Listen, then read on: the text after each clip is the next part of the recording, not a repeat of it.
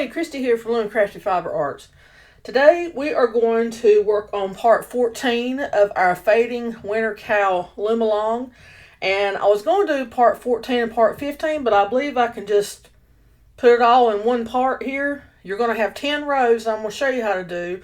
And then there's going to be an undetermined amount of rows after the 10 rows, and I'll explain that when I get to it.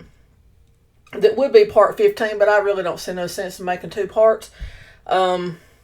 And then Wednesday, we're going to bind this cowl off. It will be finished Wednesday. Now, if you want to, you can do your own personal bind off that you want to do. That's up to you. But Wednesday, I'll tell you what bind off I'm going to do and show you, and then it'll be finished. And then I'm going to have a video up sometime this week, probably toward the weekend, sometime this week, of a shawl that I'm working on right now on the X Loom, the smallest half gauge X Loom, and I've got all the increases done. I've been trying to get this done, so I haven't been working on the decreases yet, but my concentration is going to be on it after I get all this done Wednesday. And I'll be doing a video showing you that and showing you how far I've gotten on it sometime later this week. So let's get started. For row 14, this part 14, your first row, we're going to go back and do what we did in part 12, and we're going to do 3 sets of seed stitch.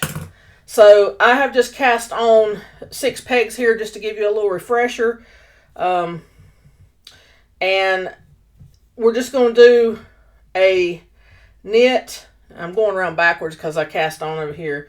You're going to do a knit, and that's an E-wrap knit stitch, and this knit it off. This is for your first row on part 14, and then you're going to purl. And then you're going to do knit, purl, knit, purl, knit, purl, all the way around the loom. And then you're going to pretend you finished it, but I'm going to go ahead so I can wrap it around, and I'll have these pegs open. And then you do another E-wrap, knit, E-wrap knit stitch, and then knit, and then purl. So you're just alternating knits and purls if you've never done the seed stitch. And then we're going to pretend we've done this all the way around. And then when we get back to here, this will be your second row in part 14. We're going to do, since we knit here, we're going to do a purl. So you're just doing the opposite of the row before. So you're doing a purl here. You did a purl here before, so you're going to do a knit. And my yarn's frayed a little bit there. And then, let's see, purl, knit, purl. You did a knit here before. So you're going to do a purl. Did a purl here before, so you're going to do a knit. And then purl. And then knit. And alternating your rows like that will give you the seed stitch.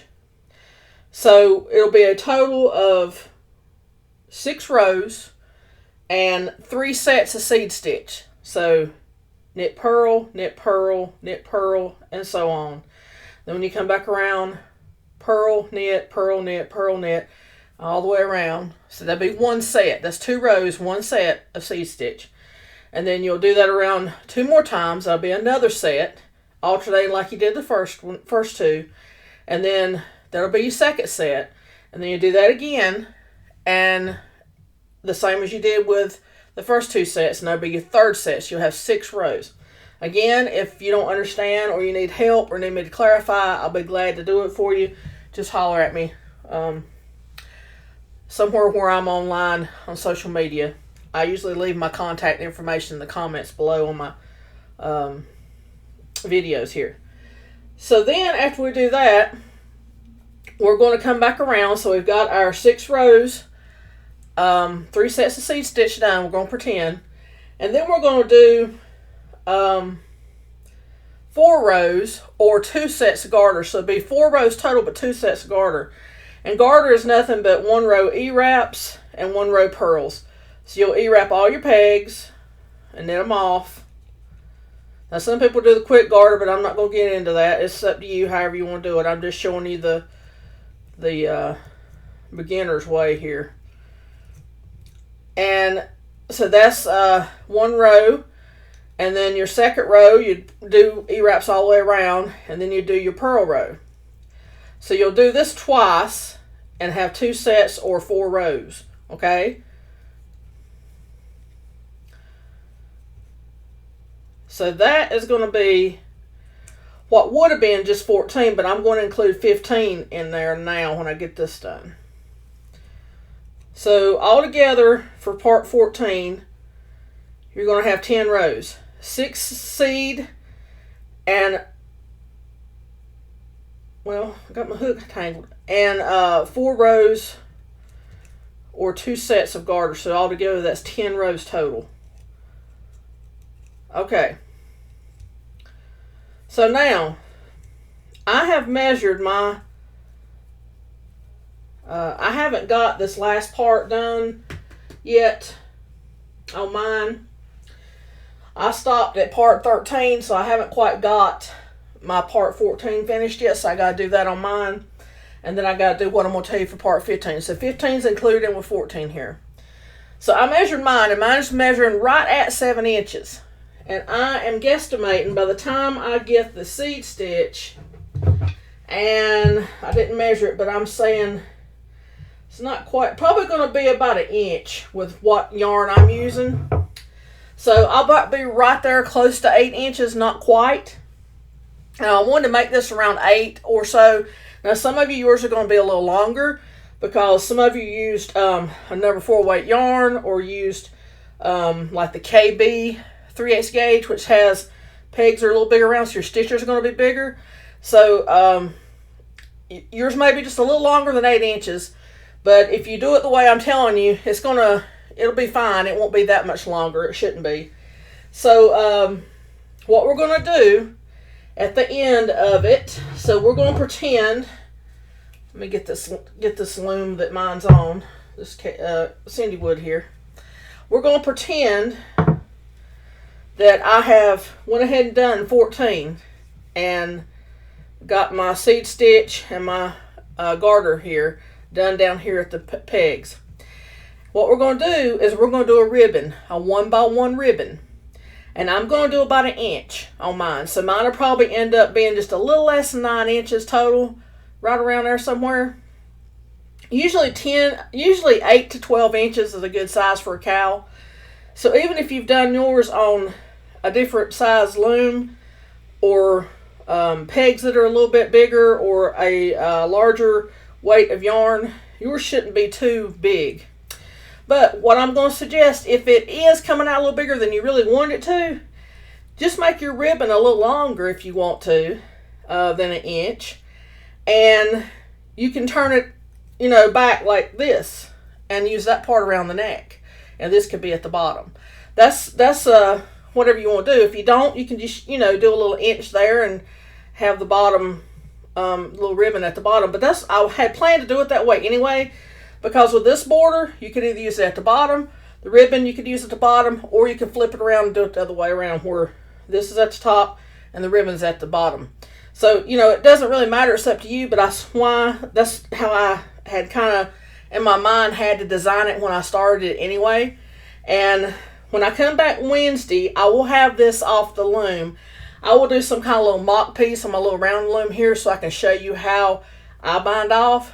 But I'll be showing you my finished one here. I'll put it on my foam head so you can see it, how it looks around the neck. Or, well, actually, I've got a plastic bodice that I can put it on and show you how it looks better around the neck than on my foam head around her neck. So that's my plan. So for 15, I'll let you decide how long you want to do your 1x1 ribbon, which would be knit 1, purl 1, knit 1, purl 1, and then when you go back to your second row, you do the same as you did on the pegs before. So let me show you real quick, just in case you need a refresher. So we're going to come around, we're going to pretend we've done all of 14, and we're going to start our ribbon area then. Remember, I'm just going to do 1 inch, but you do yours as long as you want to, and then you can bind off with me, or you can bind off your favorite bind off. So what I'm going to do is I'm going to show you what a rib stitch is. It is a 2-row repeat 2. It is a knit 1, purl 1, alternating all the way around the loom.